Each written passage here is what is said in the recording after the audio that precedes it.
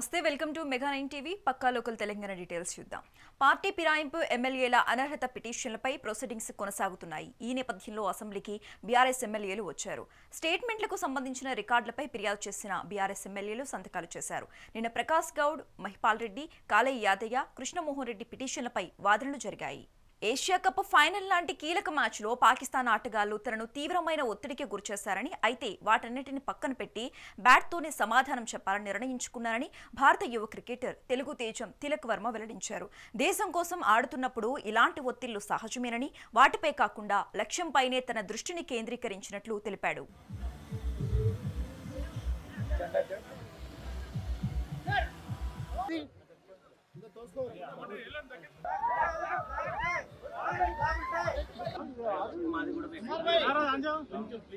మిగతా వాళ్ళు కొంచెం సైడ్ జరగండి, మళ్ళీ తొక్కిసలాట అయితే ఇబ్బంది అయితే. నా మైండ్ లో ఆ సిచ్యువేషన్ లో నేను జస్ట్ కంట్రీకి రిప్రజెంట్ చేస్తున్నట్టు మైండ్ లో ఊహించుకున్నాను. సో ఐఎమ్ యాక్చువల్లీ కంట్రీకి ఇండియాకి ఆడుతున్నాను. సో ఆ టైంలో నేను కూడా ప్రెషర్ లో ఉంటే 3 వికెట్స్ పడిపోయాయి. సో అక్కడ నేను ప్రెషర్ లో ఉంటే ఐఎమ్ నాట్ ఓన్లీ అంటే ఒక్కరిని కాకుండా దేశాన్ని మొత్తం కింద పెడుతున్నట్టు అనిపిస్తుంది. సో ఆ టైంలో నేను అదే ఉంచుకున్నాను, దేశాన్ని ముందు తీసుకుని ఈ టైంలో నేను స్టెప్ ఇన్ చేయాలి, లేదంటే మొత్తం whole country you know Pakistan how hard అంటే వాళ్ళు ఎంత గట్టిగా వస్తున్నారు మన మీద అని. సో ఆ టైంలో నన్ను నేను బ్యాక్ చేసుకుని కంట్రీని ఒకసారి మైండ్ లో పెట్టుకున్నాడు. మీరు వరుసగా 3 వికెట్లు పడ్డ తర్వాత మీ ప్లాన్ ఆఫ్ యాక్షన్ ఏ విధంగా ఉంటే టీం నుంచి మీకు ఎట్లాంటి సూచనలు వచ్చాయి, మీరు అప్పుడు ఎట్లా ఆడాలనుకున్నారు? జస్ట్ నేను ఒకటే ఆ టైంలో జస్ట్ కంట్రీకి చెప్పాను కదా, జస్ట్ కంట్రీని గెలిపించాలి, కంట్రీని ఊహించుకుంటేనే ఆ సిచ్యువేషన్ వాళ్ళు హార్డ్ వచ్చారు, నా మీద పాకిస్తాన్ వాళ్ళు చాలా హార్డ్ వచ్చారు. బట్ ఆ టైంలో నేను కామ్గా ఉన్నా, జస్ట్ గెలిపిస్తే ఎవ్రీథింగ్ విల్ బి ఓకే, అంటే గెలిపిస్తే అన్ని సెట్ అయిపోతాయి. సో మైండ్ లో ఒకటే ఉండే, just I want to win my country. నాకు కూడా కాదు, చాలా ఇండియాకి ఇన్స్పైర్ చేశారు. సో అట్లాంటి మంచితో నన్ను పోలించడం అంటే ఇట్స్ నాకు చాలా ప్రౌడ్. బట్ నా ఏం ఐఎమ్ హ్యాపీ దట్ నేను ఇండియాకి ఏషియా కప్ గెలిపించా. బట్ నేను క్రికెట్ స్టార్ట్ చేసింది వరల్డ్ కప్ 2011 వరల్డ్ కప్ గెలిపించిన తర్వాతనే క్రికెట్ స్టార్ట్ చేశా. బట్ ఈ జనవరిలో వరల్డ్ కప్ వస్తుంది. సో అది నా అసలేమో వరల్డ్ కప్ గెలిపించిన తర్వాతనే నాకు నిద్ర వస్తుంది. గత దశాబ్ద కాలంలో బీఆర్ఎస్ ప్రభుత్వం ప్రజలకు ఇచ్చిన హామీలను నెరవేర్చడంలో విఫలమైందని ఆరోపించారు టీపీసీసీ మహేష్ కుమార్ గౌడ్. 10 ఏళ్లలో ఒక రేషన్ కార్డు ఇచ్చారా, ఒక గ్రూప్ 1 ఉద్యోగం ఇచ్చారా అంటూ బీఆర్ఎస్ ను ప్రశ్నించారు. బీఆర్ఎస్ పాలన నిజాం నవాబులను మించిన పాలనగా అభివర్ణించారు. దళిత బంధు పథకాలు సరిగ్గా అమలు చేయలేదని, ప్రజలకు ఇన్ని బాకాయిలు పెట్టిన బీఆర్ఎస్ తమ పార్టీని విమర్శించడం సరికాదన్నారు. రానున్న స్థానిక సంస్థల ఎన్నికల్లో తమ పార్టీ 80% సీట్లకు పైగా గెలుస్తుందని మహేష్ కుమార్ గౌడ్ ధీమా వ్యక్తం చేశారు. మాట ఇచ్చిన ప్రకారం అన్నీ చేసుకుంటా పోతా ఉంది. స్థానిక సంస్థల ఎన్నికల్లో మాకు డిపాజిట్లు కూడా రావు, కనీసం మా ఉనికి ఉంది అని చెప్పుకునే ప్రయత్నం అన్నా చేయాలనే కార్యక్రమంలో భాగంగా ఇలా కాంగ్రెస్ పార్టీ మీద బీజేపీ బీఆర్ఎస్ పార్టీ కుట్రపూరితంగా లేనిపోని విమర్శలు చేస్తూ ఉన్నారు. కొత్తగా ఏదో బకాయి కార్డులని బాకీ కార్డు ఏంది? ఆ బాకీ కార్డు నవ్వుకుంటున్నారు జనం. ప్రభుత్వ పరంగా బాకీ విషయాలు మాట్లాడితే మొదటి ముద్దాయి కేసీఆర్. ఈ రాష్ట్రాన్ని బాకీ పాలు చేసినటువంటి ఘనుడు కేసీఆర్. మిగులు రాష్ట్రంగా పుట్టింది తెలంగాణ 2014లో, మిగులు రాష్ట్రంగా, మిగులు బడ్జెట్ రాష్ట్రంగా. అలాంటి తెలంగాణని ఇబ్బడి ముబ్బడిగా ఒక ఆలోచన లేకుండా శుద్ధి లేని సంసారం నడిపి ప్రభుత్వ పరంగా, కార్పొరేషన్ల పరంగా, సొసైటీల పరంగా ఎక్కడ అవకాశం ఉంటే అక్కడ బాకీలు తెచ్చి దాదాపు 8 లక్షల కోట్ల అప్పులో తెలంగాణని 8 లక్షల బాకీ రాష్ట్రంగా మార్చిన గనుడు కేసీఆర్, కేటీఆర్. ఇలా వాళ్ళు బాకీల గురించి మాట్లాడుతూ ఉన్నారు. మేము ఇచ్చిన మాట నిలబెట్టుకునే ప్రయత్నంలో భాగంగా ప్రభుత్వం వచ్చిన మొదటి రోజునే ఉచితంగా మహిళలకి బస్సు సౌకర్యం ఇస్తే ఇది బాకీ పడ్డట. మీరు 10 ఏళ్ళు నిరుద్యోగులు మోసం చేసి కొట్టని దెబ్బ కొడితే మేము అధికారంలోకి వచ్చిన 11 మాసాల్లోనే 65,000 ఉద్యోగాలు ఇస్తే బాకీ పడ్డట. గ్రూప్ 1, గ్రూప్ 2 ఉద్యోగాలు ఇస్తా ఉన్నాం. నిరుద్యోగ యువత కలలు సాకారం చేస్తే బాకీ పడ్డట. మహిళలకి 500 రూపాయలు సబ్సిడీ గ్యాస్ మీద ఇస్తే మేము బాకీ పడ్డట. 200 యూనిట్ లోపు కరెంటు కాల్చిన కుటుంబాలు ఈ రాష్ట్రంలో 80% ఉన్నాయంటే అది బాకీ పడ్డట. మీరు చేసిన బాకీ తీర్చడానికి ప్రతి నెల 6,500 కోట్లు తెలంగాణ కాంగ్రెస్ ప్రభుత్వం మీరు చేసిన అప్పుకి, కేసీఆర్ కుటుంబం పాలించి ఈ రాష్ట్రాన్ని పాలించి మీరు చేసిన 8 లక్షల బాకీకి ఇన్స్టాల్మెంట్ ఇంట్రెస్ట్ గా 6,500 కోట్లు ప్రతి నెల, అంటే దాదాపు 80,000 కోట్లు సంవత్సరానికి కడతా ఉన్నాం. మీరు చేసిన బాకీ మేము తీరుస్తా ఉంటే మేము బాకీ పడ్డట. ఇలా కాంగ్రెస్ మాజీ మంత్రి శ్రీనివాస్ గౌడ్ మాట్లాడుతున్నారు. ఇప్పుడు చూద్దాం. తీర్మానం చేసి ప్రెసిడెంట్ ఆఫ్ ఇండియాకి పంపిర్రు, మళ్ళీ రోజే పోయి ధర్నా చేసిర్రు, కానీ ప్రధానమంత్రిని కలవలేదు. ఉట్టి ధర్నా చేసి పార్లమెంట్లో బిల్లు పాస్ అయితే రోజు 10 ధర్నాలు అవుతాయి దాని జంతర్ మంతర్ దగ్గర. మేము కూడా 100 చేసినాం. ఇవాళ పండుగ పూట కూడా ధర్నాలు ఉంటాయి ఆడ జంతర్ మంతర్ దగ్గర ధర్నా చేసి పార్లమెంట్లో చర్చ జరిపేటట్లు ఉంటే ఈ దేశం ఎప్పుడో ముందుకు పోతుండే, ఇంకా ఆర్థికంగా ఇంకా ముందుకు పోతుండే. ఎలాంటి ప్రయత్నం చేయకుండా బీసీ కమిషన్ వేసి, కాదు డెడికేటెడ్ కమిషన్ అంటే మళ్ళీ వేసి, పార్లమెంట్కి పంపిందాన్ని, ప్రెసిడెంట్ ఆఫ్ ఇండియాని పంపిందాన్ని మళ్ళీ అసెంబ్లీ ప్రొవోక్ చేసి ఆర్డినెన్స్ అన్నారు. ఆర్డినెన్స్ లేదు, ఏం లేదు. మళ్ళా అసెంబ్లీలో పెట్టి చట్టాలు తీసుకొచ్చిండ్రు. ఇవాళ 2 చట్టాలు తీసుకొచ్చారు. ఒకటి విద్యా ఉద్యోగాలు, 2 స్థానిక సంస్థల రిజర్వేషన్. మేము ఒకటే అడుగుతా ఉన్నాం, కామారెడ్డి డిక్లరేషన్ అంటే 2, 3 కాదు, 100 ఉన్నాయి. మీ చేతిలో ఉన్నటువంటి ఎంబీసీ మంత్రిత్వ శాఖ ఇవ్వకుండా, మీ చేతిలో ఉన్నటువంటి మంత్రి పదవులు ఇవ్వకుండా, మీ చేతిలో ఉన్నటువంటి కార్పొరేషన్ చైర్మన్లలో 42% ఇవ్వకుండా, ఇవాళ ఎన్నో అంశాలు ఉన్నాయి. బీసీలకు ఇవ్వాల్సినటువంటి 3 లక్షల గొర్రెలకు డబ్బులు ఇవ్వకుండా, చేప పిల్లలకు 100 కోట్లు ఇస్తామన్నారు, బీసీ ఏ గ్రూప్లో చేస్తామన్నారు, ముద్రాజు అనేక అంశాలను పక్కకు పెట్టి, ఎంబీసీ మంత్రిత్వ శాఖ మీ చేతులను పక్కకు పెట్టి, ఇలా 2 కీలకమైనటువంటివి మీరు బిల్లులు పాస్ చేశారు. సరే, మీరు ఆ 2 ప్రధానమే అనుకుందాం, మేము కూడా ఓకే. కనీసం దానిలోనే ఉందా చిత్తశుద్ధి? ఇలా రిక్రూట్మెంట్ అవుతున్నాయి, మరి ఏ దానిలో నీకు 42% ఇచ్చారు? ఇలా ఎడ్యుకేషన్లో ఎంసెట్ కావచ్చు, రకరకాలుగా యూనివర్సిటీలు కావచ్చు, మరి ఏ దానిలో 42% రిజర్వేషన్ అమలు అవుతూ ఉంది? ఇలా ఎలక్షన్ల గురించి మాత్రమే తప్పని పరిస్థితి వచ్చినప్పుడు ఇవాళ మీరు నిన్న మొన్న దండమని జీవో ఇష్యూ చేసిండ్రు. మరి ఇదే జీవో 22 నెలలు అవుతుంది కదా, మీరు 6 నెలలు అమలు చేస్తామన్నారు కదా, ఇదే జీవో 6 నెలలు అమలు చేయడానికి జీవో ఎందుకు ఇవ్వలేదు? ఎవరైనా నిజంగా అమలు చేయాలంటే ఫస్ట్ జీవో ఇవ్వాలి. జీవో మీద కోర్టుకు వెళ్తే అప్పుడు నెక్స్ట్ పార్లమెంట్లో చట్టం తేవాలి. టీఆర్ఎస్ పార్టీలు చెప్పింది కరెక్టే, తమిళనాడులో చేసిన ప్రకారమే ఉమ్మన్నారు వాళ్ళు, దాని ప్రకారం మొదమని పోవాలి. 6 నెలల తర్వాత ఈ ప్రాసెస్లో ఉంటే అది అయ్యేదేమో. కానీ మీరు రివర్స్ గేర్లో అటు పంపినరు, ఇక్కడ జీవో తెచ్చారు, పార్లమెంట్ పంపినరు, ఇక్కడ జీవో తీసుకొచ్చారు. ప్రధానమంత్రిని కలవకుండా ఎట్లా అమలు అవుతుంది? ఇలా బీజేపీ పార్టీ కూడా మేము బీసీలకు అది చేస్తాం, ఇది చేస్తామన్నారు. ఈ 42% చేసి చూసినావా, మా దగ్గరికి బిల్లు రాగానే పాస్ చేసినాం, మేము బీసీలను ముఖ్యమంత్రులను చేస్తాం, బీసీ ప్రధానమంత్రినాడు, బీసీల పార్టీ మాది, బీసీల గురించి మేము ఏమైనా చేస్తామని చెప్పుకోవడానికి ఉంటుంది.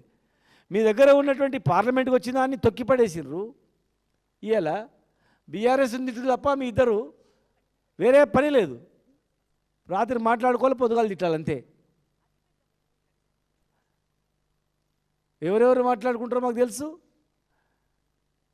బద్ద శత్రులాగా బయట తిట్టుకునేది తెలుసు, లోపల ఎంత మిత్రుత్వంతో ఉంటారని కూడా తెలుసు. ప్రజలకు అందరూ తెలుసు. పిల్లి కళ్ళు మూసుకొని పాలు తాతే ఎవరు గుర్తుపడతారు అనుకుంటే కాదు అది. ఈ ఎలక్ట్రానిక్ యుగంలో ఎవరు ఎక్కడ మాట్లాడుతున్నారు, ఏ హోటల్లో కలుసుకుంటున్నారు, ఏడ మాట్లాడుకుంటారు, రాత్రి ఎంత ప్రేమతో కౌలించుకుంటారు, పొద్దుగాలు ఎట్లా తిట్టుకుంటున్నారు అనేది కూడా తెలుసు. ఈ 2 పార్టీల టార్గెట్ ఏంటంటే బీఆర్ఎస్ పార్టీని ప్రజలలో ఉంది దూరం చేయాలి, బీసీలను మొత్తం దూరం చేయాలి. ఈ పార్టీ ఏం చేయలేదు అన్నట్లని చెప్పారు. మీరు పంచాయతీరాజ్ చట్టాన్ని తక్కువ చేసారు, బీసీ రిజర్వేషన్ కేసీఆర్ తక్కువ చేసిరని చెప్పారు. కానీ కేసీఆర్ గారు తక్కువ చేయలేదు అనేది ఇప్పుడు అర్థమైంది. ఎందుకంటే మేము తెచ్చిన పంచాయతీరాజ్ చట్టాన్ని మేము సవరించిందే మళ్ళీ మీరు సవరించారు. మేము జీవో తెచ్చి సుప్రీంకోర్టులో కొట్టేసిందే మళ్ళీ మీరు సేమ్ అదే చేస్తున్నారు. ఏదైతే కేసీఆర్ గారి మీద అభాండం వేసిరో ఆ పని మీరు చేస్తున్నారు. చదువుకోలేదు అనుకుంటున్నారా బీసీలు? ఓసీలో ఉన్నటువంటి చాలామంది బీసీలకు రిజర్వేషన్ వద్దనుకుంటున్నారా? మీరు ఇద్దరు ముగ్గురితోనే ఏపీయచ్చు. కానీ చాలామంది కూడా రాజకీయ సమతుల్యం ఉండాలి, లేకపోతే ఉద్యమాలు వస్తాయి, కొట్టుకొని చస్తారు, భవిష్యత్తులో ఉన్న పీఠాలు కదిలిపోతాయి, వాళ్ళకి చైతన్యం వచ్చిందంటే వాళ్ళ ఓట్లు వాళ్ళు వేసుకుంటే గీంత ఉండదు, వాళ్ళకి ఇచ్చేది ఇస్తేనే మనం కూడా బాగుంటాం అనేటువంటి అవగాహన చదువుకున్న వాళ్ళలో ఉంది.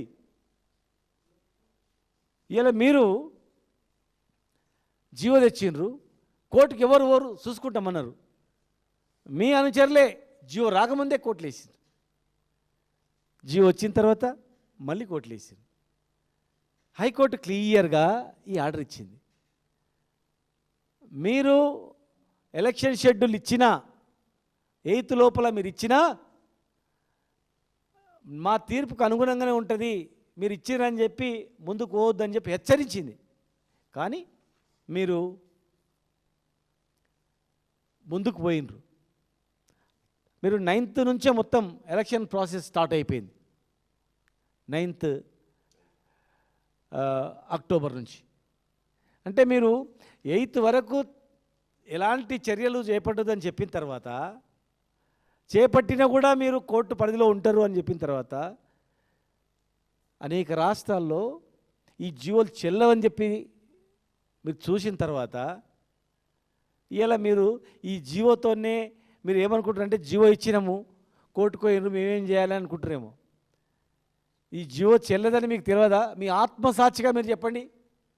ప్రభుత్వంలో ఉన్నటువంటి మీరందరూ కూడా, క్యాబినెట్లో ఉన్న మీరందరూ కూడా మీరు ప్రమాణం చేసి, రాజ్యాంగం మీద ప్రమాణం చేసి మీరు హైదరాబాద్ పోలీస్ కమిషనర్గా సజ్జనార్ బాధ్యతలు స్వీకరించారు. కమాండ్ కంట్రోల్ సెంటర్లో ఆయన లాంఛనంగా బాధ్యతలు చేపట్టారు. త్రిభద్రతల విషయంలో కఠినంగా వ్యవహరిస్తామని సిపి సజ్జనార్ స్పష్టం చేశారు. హైదరాబాద్ నగరంలో ఉన్న సవాలులో అతిపెద్ద ముప్పు డ్రగ్స్ అని పేర్కొన్నారు. డ్రగ్స్ కట్టడే లక్ష్యంగా ముందుకు వెళ్తామని, డ్రగ్స్ సరఫరా చేసినా వాడినా కఠిన చర్యలు తప్పవని హెచ్చరించారు ఆయన. సైబర్ నేరాలు, ఆన్లైన్ బెట్టింగ్ల పట్ల ప్రజలు అప్రమత్తంగా ఉండాలని, బెట్టింగ్లతో చాలా మంది ప్రాణాలు కోల్పోతున్నారని గుర్తు చేశారు. నగరంలో నేరాల అదుపునకు ప్రజలంతా సహకరించాలని సిపి సజ్జనార్ విజ్ఞప్తి చేశారు.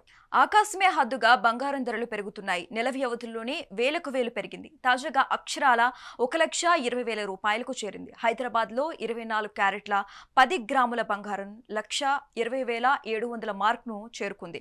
22 క్యారెట్ల 10 గ్రాముల బంగారం ధర 1,11,770 రూపాయలుగా ఉంది. హైదరాబాద్లో కిలో వెండి ధర 1,49,600 రూపాయలుగా ఉంది.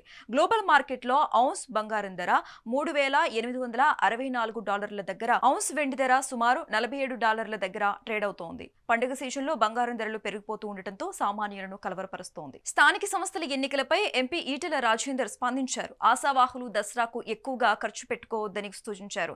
బీసీ రిజర్వేషన్ల జీవో అంశం కోర్టులో పెండింగ్ లో ఉందని తెలిపారు. బీసీ రిజర్వేషన్లకు ఏ పార్టీ వ్యతిరేకం కాదని చెప్పారు. రేవంత్ రెడ్డికి బీసీల మీద ప్రేమ లేదని తేలిపోయిందని స్పష్టం చేశారు. బీసీ రిజర్వేషన్లపై రేవంత్ సర్కార్ సరైన పద్ధతిలో ముందుకు వెళ్లటం లేదని విమర్శించారు.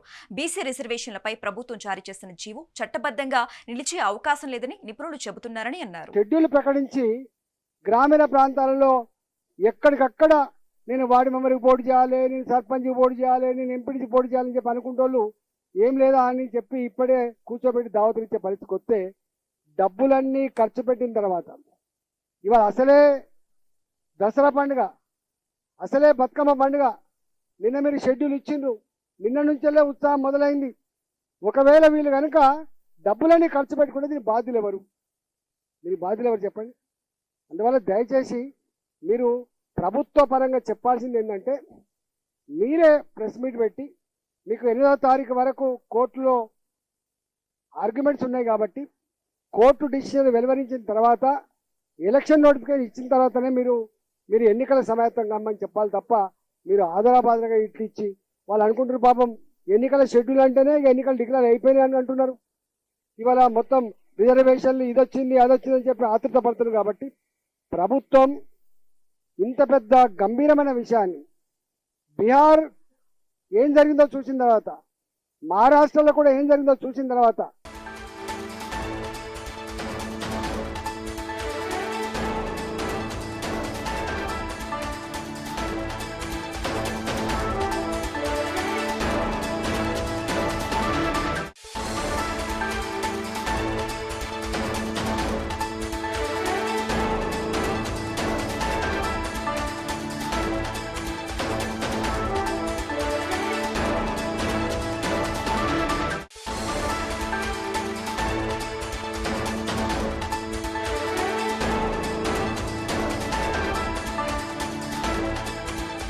టాలీవుడ్ లో బాలకృష్ణ వ్యవహారం హాట్ టాపిక్ గా మారింది. ఇప్పటికే చిరంజీవిపై బాలయ్య చేసిన వ్యాఖ్యలు దుమారం రేపాయి. తాజాగా పైరసీ వ్యవహారంలో సమావేశానికి బాలకృష్ణ హాజరు కాకపోవటం చర్చనీయాంశంగా మారింది. హైదరాబాద్ సిపి సివి ఆనంద్ తో టాలీవుడ్ ప్రముఖులు భేటీ అయ్యారు. సినిమా పైరసీని అరికట్టే అంశంపై టాప్ హీరోలు, నిర్మాతలు చర్చించారు. ఈ భేటీలో అగ్ర హీరోలు చిరంజీవి, నాగార్జున, వెంకటేష్ కూడా హాజరయ్యారు. కానీ 4 పిల్లర్స్ లో ఒకరైన బాలకృష్ణ ఎందుకు రాలేదంటూ చర్చ జోరుగా సాగుతోంది. రైట్, ఇక ఇదే అంశానికి సంబంధించి మోర్ అప్డేట్స్ మా ఫిలిం కరెస్పాండెంట్ గంగాధర్ లైవ్ ద్వారా అందిస్తారు. గంగాధర్, టాలీవుడ్ లో బాలకృష్ణ వ్యవహారం ఒక హాట్ టాపిక్ గా మారింది. మరి దీనికి సంబంధించి పూర్తి డీటెయిల్స్ ఇవ్వండి. అయితే బాలకృష్ణ వ్యవహారం హాట్ టాపిక్గా మారింది. హైదరాబాద్ సిపి సివి ఆనంద్తో ఇటు సినీ ప్రముఖులు చాలామంది భేటీ అయ్యారు. సినిమాకు మెయిన్గా పైరసీ అనేది పెనుభూతంగా ఉంటుంది. ఎలాంటి సినిమా, ఎంత పెద్ద సినిమా వచ్చినా కూడా పైరసీ చేస్తుంటారు. దానివల్ల ఇటు నిర్మాతలు అయితే లాభాలు రాకుండా నష్టపోతుంటారు. ఈ పైరసీని అరికట్టేందుకు తెలంగాణ ప్రభుత్వం అయితే కీలకంగా వ్యవహరిస్తోంది. ఈ నేపథ్యంలోనే హైదరాబాద్ కమిషనర్ సివి ఆనంద్ అయితే నిన్న సినీ ప్రముఖులతో అయితే భేటీ అయ్యారు. ఈ భేటీకి మెగాస్టార్ చిరంజీవి అధ్యక్షత వహించగా ఇటు నాగార్జున, అటు వెంకటేష్, సీనియర్ హీరోలు ముగ్గురు హాజరయ్యారు.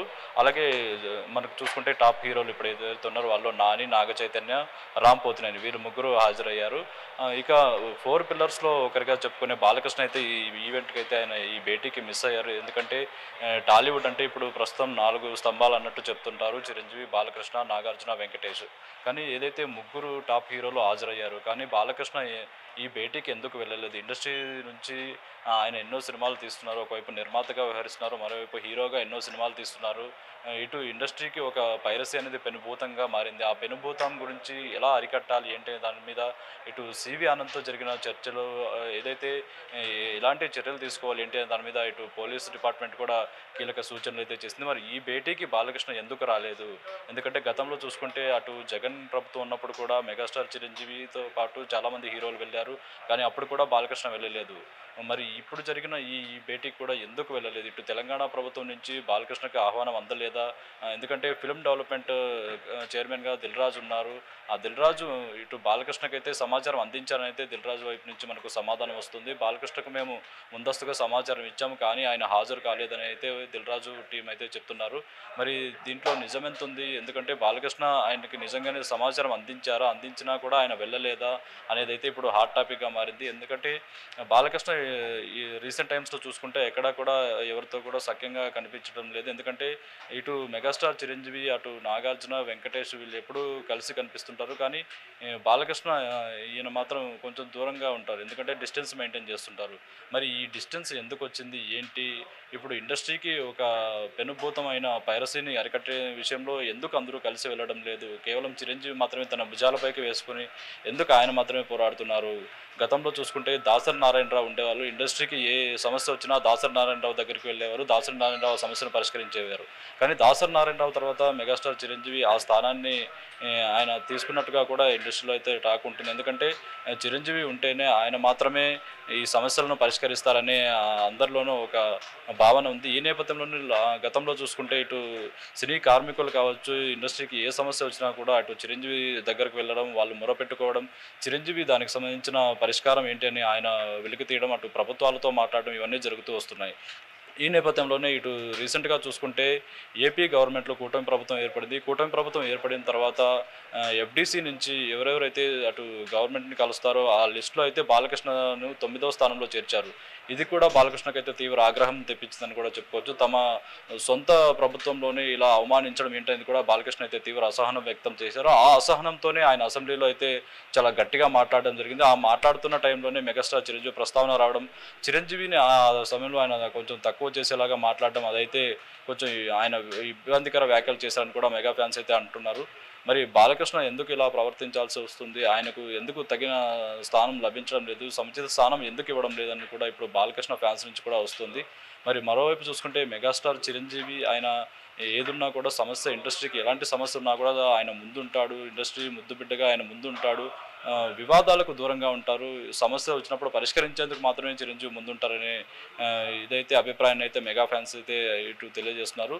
మరి ఈ వివాదం ఎప్పుడు ముగుస్తుంది ఏంటి అనేది కూడా వేచి చూడాల్సి ఉంటుంది. ఎందుకంటే బాలకృష్ణ చిరంజీవి మధ్య ఇద్దరు అగ్ర హీరోలు ఒక వర్గం నుంచి ఇంకొక వర్గానికి, ఎందుకంటే గతంలో కూడా వీళ్ళిద్దరి మధ్య చాలా స్నేహభావం ఉంది. బాలకృష్ణ నటుడిగా 50 ఏళ్ళు పూర్తి చేసుకున్న టైంలో కూడా మెగాస్టార్ చిరంజీవి వెళ్ళారు, బాలకృష్ణ గురించి గొప్పగా చెప్పారు. బాలకృష్ణ నటుడిగా ఎంతో గొప్ప వ్యక్తి అని, ఆయన సినిమాలను కొన్ని స్ఫూర్తి తీసుకొని తాను కూడా కొన్ని ఫ్యాక్షనిజం సినిమాలను రూపొందించాలని కూడా చిరంజీవి చెప్పారు. అలా ఎందుకంటే చిరంజీవి ఎలాంటి భేషజాలకు పోరనేది ఒక ఇండస్ట్రీలో అందరికీ తెలుసు. అలాంటి వ్యక్తి మీద ఇప్పుడు బాలకృష్ణ ఎందుకు అసెంబ్లీలో ఇలాంటి వ్యాఖ్యలు చేయాల్సి వచ్చింది?